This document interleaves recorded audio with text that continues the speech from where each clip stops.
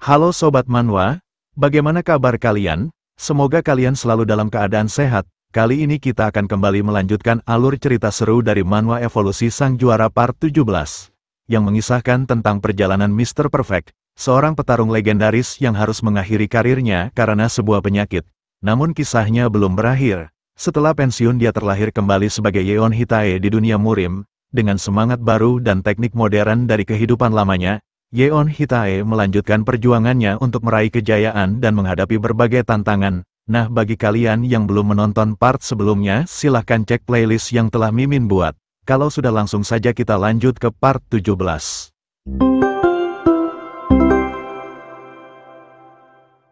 Di part sebelumnya, Yeon mengabaikan Ji-seok yang merupakan lawan bertarungnya di babak pertama, di mana hal ini membuat Ji-seok merasa sangat kesal karena menurutnya semut seperti Yeon beraninya mengabaikannya. Atas hal ini ia berjanji akan membuat Yeon menyesalinya. Tak lama pembukaan pertandingan pertama akhirnya dimulai, di mana pembawa acara dengan lantang mengumumkan kalau acara Dragon Phoenix resmi telah dimulai. Petarung pertama, dari pintu Golden Tiger Wall ada Yeon Hitae, dan di sisi sebaliknya ada naga pedang Tiai dari Sekte Zongnan, Ji-seok. Melihat Yeon yang sangat asing di mata mereka dan tak punya nama julukan, para penonton mulai meremehkan Yeon dan menganggap kalau Yeon pasti bukanlah orang penting dan mungkin saja dia berhasil lolos babak penyisihan hanya karena sebuah keberuntungan. Sementara di sisi bangku penonton yang lain, rekan seperguruan Ji-seok bersorak begitu antusias memberikan dukungan terhadap Ji-seok. Mereka mengatakan kalau Ji-seok pasti bisa menang dengan mudah karena lawannya adalah orang yang tidak terkenal. Dengan penuh percaya diri dan kegirangan Ji-seok mengangkat tangannya, ia meminta mereka agar tidak perlu merasa khawatir karena ia akan mengakhiri pertandingan ini dengan cepat. Sementara Yeon yang melihatnya merasa sangat iri karena Ji-seok sudah memiliki nama julukan yang keren sementara dia tak punya. Namun setelah mengingat-ingatnya kembali ternyata ia sudah memiliki nama julukan meskipun menurutnya sangat aneh. Seperti pencuri ilahi, penghancur biji dan pengembara bertarung fanatik, dengan wajah konyolnya Yeon mengungkapkan kalau sebenarnya julukannya cukup terkenal di Murim, namun hanya sedikit orang yang pernah melihat wajahnya secara langsung. Melihat ekspresi konyol Yeon, sekali lagi Ji-seok merasa sangat kesal, ia salah paham mengira Yeon sedang tertawa meremehkannya. Dengan raut wajah penuh kekesalan ia dengan tegas mengatakan akan menghancurkan Yeon dan membuatnya dipermalukan di depan umum dengan sangat menyedihkan. Pembawa acara merasa ketakutan dan meminta agar Ji-seok menenangkan dirinya terlebih dahulu. Tak mau terlibat lebih jauh ia langsung menanyakan apakah mereka berdua telah siap bertarung. Sontak mereka berdua langsung menjawabnya kalau mereka sudah sangat siap. Mendengar hal tersebut pembawa acara dengan lantang mengatakan kalau pertandingan telah dimulai.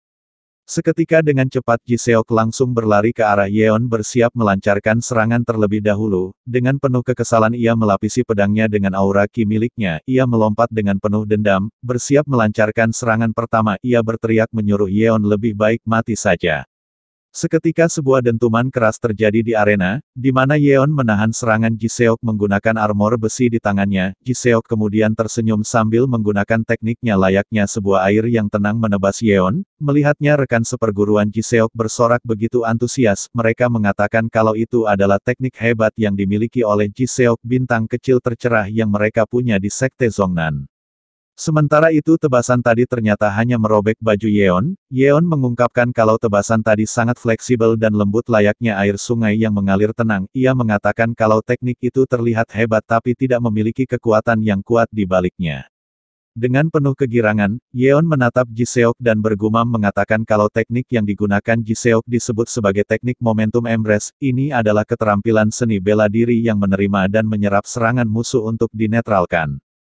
Sementara itu, Ji-seok juga tersenyum penuh kegirangan sambil memamerkan tekniknya yang dianggapnya keren itu. Ia dengan penuh percaya diri membanggakan tekniknya dengan mengatakan kalau ini adalah teknik hebat dari Sekte Zongnan yang hanya diajarkan pada seniman bela diri berbakat seperti dirinya. Ia juga dengan penuh percaya diri mengatakan kalau seharusnya Yeon merasa senang karena ia menggunakan teknik keren ini kepada Yeon yang hanyalah seniman bela diri biasa.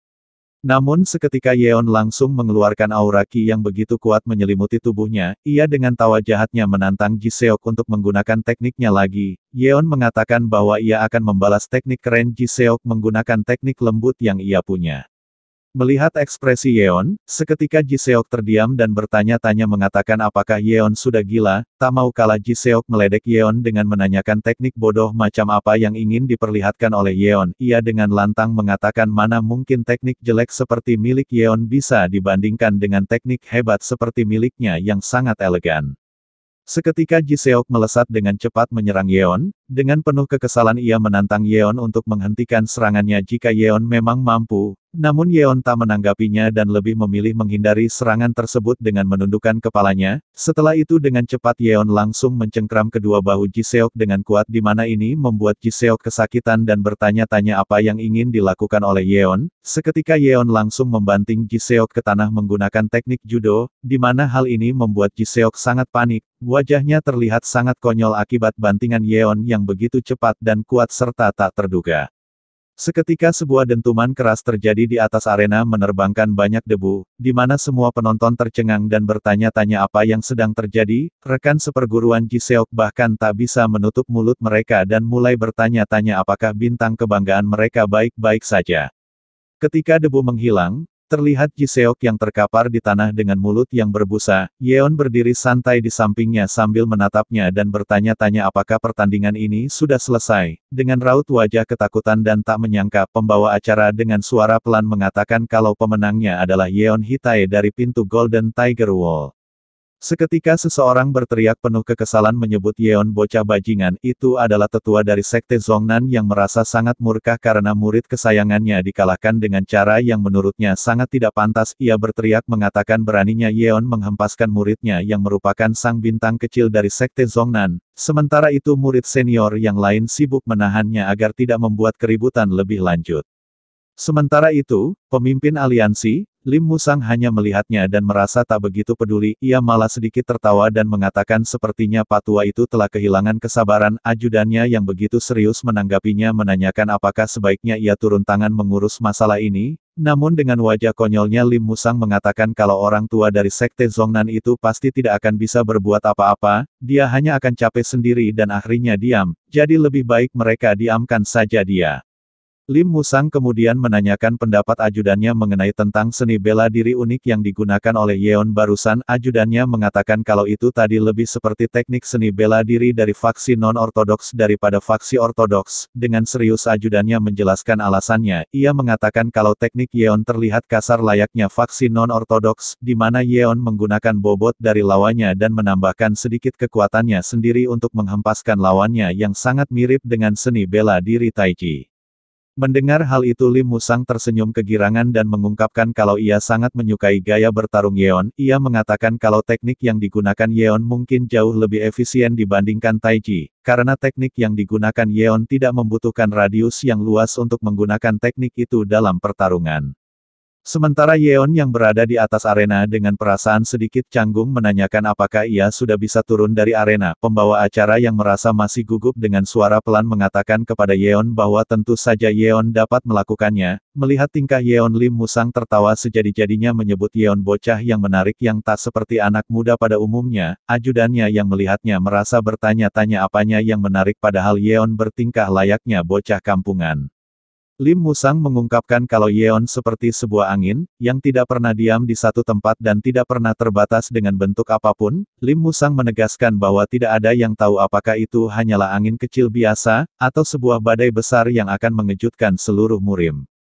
Di bangku penonton, dengan ekspresi konyolnya Yeon bergumam mengatakan kalau sejujurnya ia sudah tahu akan seperti apa respon orang-orang terhadapnya jika ia menggunakan teknik modern di pertemuan Dragon Phoenix ini. Namun ia tak pernah berpikir dan menduga kalau respon orang-orang akan seburuk ini, di mana semua orang menghindarinya dan secara terang-terangan menunjukkan rasa kekesalan dan permusuhan akibat teknik Yeon yang dianggap kasar layaknya faksi non-ortodoks yang terkenal kejam. Merasa tak nyaman dengan semua mata kebencian yang tertuju padanya, Yeon pun segera pergi dari tempat itu. ia menghela nafas dan bergumam mengatakan kalau sepertinya ia tak akan bisa menonton pertandingan dengan tenang mulai sekarang. Tiba-tiba salah satu penonton dengan suara sedikit keras menanyakan kemanakah Yeon akan pergi, di mana hal ini membuat Yeon sedikit terkejut dan langsung berhenti melangkah. Ia menoleh dengan rasa kesal mengatakan kemanapun ia pergi itu adalah urusannya. Ketika Yeon memperhatikannya baik-baik ternyata itu adalah kakak iparnya. Wang dengan senyuman bahagia mengatakan kepada Yeon kalau sudah lama mereka tidak bertemu. Mereka pun akhirnya mengobrol cukup panjang. Wang mengatakan kalau pertarungan Yeon tadi cukup hebat dan teknik yang digunakan Yeon sangat kuat seperti biasanya dan unik. Mendengar pujian itu Yeon tertawa dan mengatakan kalau tekniknya tidaklah sekuat itu, ia hanya beruntung karena lawannya tidaklah kuat sehingga ia dapat menang dengan mudah. Mendengar perkataan Yeon, Wang merasa tidak setuju. Ia menegaskan bagaimana mungkin Tai Sword Dragon dianggap lemah. Wang menegaskan kepada Yeon kalau Ji Seok adalah salah satu partisipan yang difavoritkan menang pada acara ini, jadi tentu saja dia kuat. Mendengar hal tersebut, seketika Yeon memasang ekspresi konyol dan meminta agar Wang berhenti bercanda dengannya. Yeon mengatakan bagaimana mungkin orang lemah seperti Ji Seok dianggap kuat, bahkan diidolakan sebagai calon pemenang oleh orang-orang. Seketika Wang tertawa mengatakan kalau Yeon adalah bocah yang memang sangat menarik. Wang mengatakan kalau semua orang sudah tahu tentang kehebatan Ji Seok kecuali Yeon sendiri. Tai Sword Dragon memiliki temperamen yang berapi-api, tapi tidak dengan teknik pedangnya. Yeon kembali memasang ekspresi konyol dan mengungkapkan kalau teknik pedang yang terlihat bergelombang layaknya air itu memang tampak menarik, makanya ia ingin melihatnya lebih banyak saat di pertarungan tadi, namun ia tak menyangka kalau Ji Seok akan kalah hanya dalam satu kali serangan saja.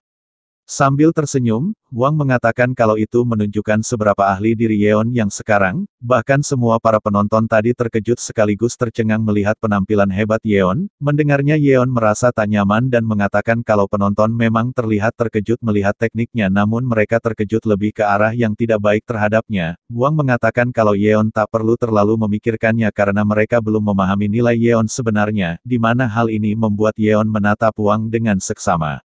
Wang mengungkapkan kalau awalnya ia sebenarnya tidak memiliki kesan yang baik terhadap Yeon, karena ia berpikir tindakan dan seni bela diri Yeon sangatlah tidak terhormat, tetapi ketika ia melihat betapa putus asanya Yeon saat menghadapi The Sword Emperor, itu membuatnya berpikir kalau ia belum pernah seputus asa seperti Yeon, dan setelah ia menyadari hal itu, ia pun mulai malu pada dirinya sendiri menganggap Yeon lebih buruk darinya. Wang menjelaskan alasan terbesar kenapa seseorang belajar seni bela diri adalah untuk menjadi lebih kuat dari diri mereka sekarang, untuk bisa melindungi diri mereka sendiri dan sesuatu yang berharga bagi diri mereka sendiri. Dengan perasaan sedikit kecewa Wang mengatakan tapi sekarang kebanyakan seniman bela diri melupakan tujuan awal mereka belajar, daripada menjadi lebih kuat, mereka mulai berpikir bahwa harga diri dan penampilan jauh lebih penting. Sambil melirik ke arah Yeon, Wang mengungkapkan kalau mungkin yang salah bukanlah seni bela diri milik Yeon, tetapi aliansi murimlah yang melupakan sesuatu yang sangat penting tentang alasan mereka belajar seni bela diri. Namun meskipun begitu Wang mengatakan kalau ia tidak bisa membuang apa yang sudah ia pelajari selama ini begitu saja. Seketika Wang menjadi begitu serius yang membuat Yeon bahkan terdiam layaknya bocah yang sedang dinasehati. Wang menegaskan kalau hal yang ingin ia katakan adalah seni bela diri Yeon sangatlah menakjubkan bahkan diakui oleh The Sword Emperor sendiri. Oleh sebab itu Wang dengan senyuman ramah mengatakan agar sebaiknya Yeon jangan berkecil hati, karena beberapa orang hanya menilai Yeon dari penampilannya saja. Mendengar hal tersebut Yeon merasa tersentuh dan mengucapkan terima kasih yang mendalam. Ia tak menyangka kalau ada orang lain yang mengerti tentang dirinya dan juga mendukungnya.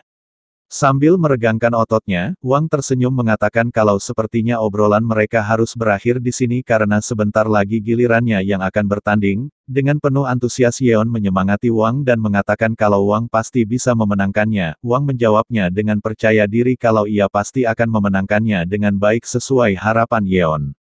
Sambil memandangi kepergian Wang, Yeon bergumam mengatakan kalau ia tak menyangka mentalnya sedikit goyah dan bahkan dinasehati oleh orang lain. Yeon menampar wajahnya dan mengatakan kalau kritikan orang-orang tentang dirinya bukanlah apa-apa karena ia sudah mendapatkan lebih banyak di kehidupannya sebelumnya. Yeon mengungkapkan bagaimana bisa mentalnya jadi selemah ini setelah datang ke dunia murim. Ia meyakinkan dirinya kalau mulai sekarang ia harus seperti dirinya yang dulu. Tidak peduli apa yang orang lain katakan, ia hanya perlu terus maju. Seketika Yeon berteriak menyemangati dirinya sendiri, di mana Wang yang mendengarnya merasa sedikit gugup, ia bergumam mengatakan kalau sepertinya Yeon mengalami masa yang cukup sulit. Di malam hari, Yeon berbaring di penginapannya merasa sangat lelah, ia mengatakan duduk dan menonton pertandingan ternyata jauh lebih melelahkan daripada yang ia kira, ia lalu mengangkat tangannya dengan tatapan serius bergumam mengatakan kalau pada akhirnya ia tidak bisa menemukan pria bertopeng itu, tetapi ia sadar akan satu hal melalui pertandingan hari ini, fakta bahwa standar dari pertemuan Dragon Phoenix sangatlah rendah dari yang ia bayangkan. Yeon mengungkapkan meskipun ia tidak menonton semua pertandingan, terlihat sebagian besar dari mereka hanya sangat terobsesi dengan bagaimana penampilan seni bela diri mereka daripada seberapa efisien mereka bertarung, di mana hal ini membuat mata Yeon sangat sakit melihat penampilan para kontestan yang sangat buruk di matanya. Yeon mengatakan jika bukan karena ia sedang berusaha mencari pria bertopeng, maka ia pasti tidak akan menonton pertandingan tersebut sampai akhir. Dengan perasaan kesal Yeon mulai bertanya-tanya apakah ia telah salah mengira pria bertopeng itu akan muncul di acara ini. Yeon mengatakan apakah ia terlalu berekspektasi tinggi karena ini diselenggarakan oleh aliansi Murim. Seketika Yeon kembali teringat dengan nasihat Wang, di mana Wang mengatakan kalau mungkin yang salah bukanlah seni bela diri Yeon, tetapi aliansi Murimlah yang telah melupakan sesuatu yang sangat penting tentang alasan awal seseorang belajar seni bela diri. Yeon merenung dan bergumam mengatakan kalau perkataan Wang ada benarnya karena sudah lama ia juga memikirkannya, di mana kebanyakan seniman bela diri di Murim yang ia temui selalu mementingkan penampilan seni bela diri mereka dibandingkan efisiensi penggunaannya. Pada titik ini Yeon mengatakan hanya masalah waktu saja sebelum aliansi Murim berakhir. Namun seketika Yeon langsung bangun ketika memikirkan hal yang menarik, ia mengatakan jika ia bisa memenangkan kompetisi ini dengan seni bela diri modernnya, maka mungkin saja aliansi Murim akan menyadari hal penting apa yang telah mereka lewati. Sambil tersenyum kegirangan layaknya penjahat, Yeon mengatakan kalau ini layak dicoba dan akan menghancurkan mereka semua. Saat ini kompetisi pertandingan telah memasuki hari ketiga, terlihat begitu banyak orang yang mengantri untuk menonton pertandingan hari ini, orang-orang begitu antusias karena katanya ada banyak duel menarik kemarin dan sepertinya hari ini akan lebih seru lagi. Terlihat juga di barisan depan ada tetua Jiseok yang tampak masih sangat kesal setelah sang bintang kecil mereka dikalahkan oleh Yeon. Dua pria parubaya di belakangnya membicarakan tentang betapa serunya pertandingan pada hari pertama, mereka mengatakan sambil tertawa kalau Jiseok yang dijuluki Tai Sword Dragon yang hebat dibuang seperti benda dan langsung terkapar di tanah. Mereka bertanya-tanya apakah orang misterius yang mengalahkannya akan menggunakan teknik anehnya lagi pada pertandingan kali ini. Tetua Jiseok yang mendengar ocehan mereka begitu sangat kesal dan berusaha mengendalikan dirinya, namun karena sudah tak terbendung lagi ia seketika berbalik penuh kekesalan meneriaki mereka. Di mana hal ini membuat mereka terkejut dan bertanya-tanya ada apa dengan orang gila ini. Tetua Jiseok mengatakan kalau pertandingan di hari pertama itu tidak sah, karena bagaimana mungkin teknik aneh yang digunakan oleh Yeon bisa disebut sebagai seni bela diri. Mereka dengan tenang menjawabnya bukankah yang terpenting bagi seniman bela diri apalagi sebuah pertandingan seperti ini adalah sebuah kemenangan. Mendengar hal itu emosinya semakin meluap, ia menegaskan jika menang adalah segalanya, lalu apa bedanya mereka dengan para kultus demonik yang kejam. Merasa lelah ia pun menghela nafas, ia meyakinkan dirinya sendiri kalau bagaimanapun juga ia sangat yakin seni bela diri aneh Yeon itu tidak akan bertahan lebih lama. Mereka yang penasaran mulai menanyakan mengapa dia begitu bersemangat ketika membahas soal kekalahan Jiseok. Tetua Jiseok hanya terdiam dan tak menjawabnya karena ia merasa malu mengungkapkan kalau ia adalah salah satu tetua sektenya. Mereka juga mengungkapkan kalau pria itu telah mendapatkan julukan setelah 2 hari belakangan ini. Orang-orang menyebutnya eksentrik bela diri karena dia selalu menggunakan seni bela diri yang aneh, di mana julukan ini lebih terdengar seperti dia adalah anggota kultus demonik. Nah, mungkin sekian dulu pembahasan dari cerita kali ini. Jangan lewatkan kelanjutan dari perjalanan epik ini. Perjalanan Yeon Hitae sebagai reinkarnasi Kang Sang-hyuk baru saja dimulai, dan petualangan serunya baru akan mencapai puncaknya. Dengan setiap pertarungan dan rahasia yang terungkap, cerita selanjutnya akan membawa kita pada aksi yang mendebarkan dan kejutan tak terduga. Jangan lewatkan kesempatan untuk mengikuti setiap momen yang menegangkan. Tekan tombol subscribe dan aktifkan notifikasi agar kalian tidak ketinggalan cerita menarik selanjutnya.